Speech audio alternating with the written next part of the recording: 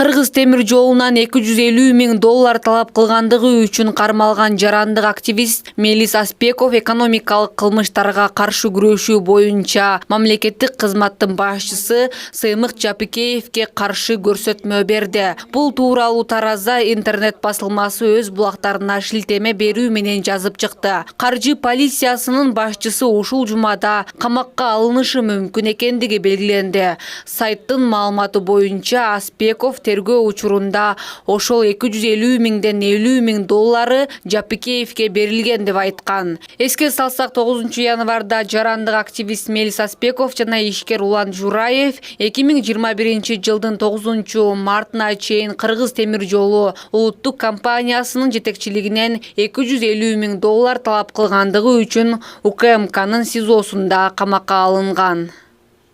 Кечээ экономикалык кылмыштарга каршы күрөшүү кызматынын жетекчиси Сыймык Жапыкеев социалдык тармактагы жеке баракчасына билдирүү жазды. Анын маалыматына таянсак, Жапыкеев колдонуучулардан Жумалиевке тиешелүү маселе тууралуу кеңеш сураган. Айтымында 1-май райондук соту Кубанычбек Жумалиевдин кармалган балдарын чыгарып жиберген. Ал буга нааразы.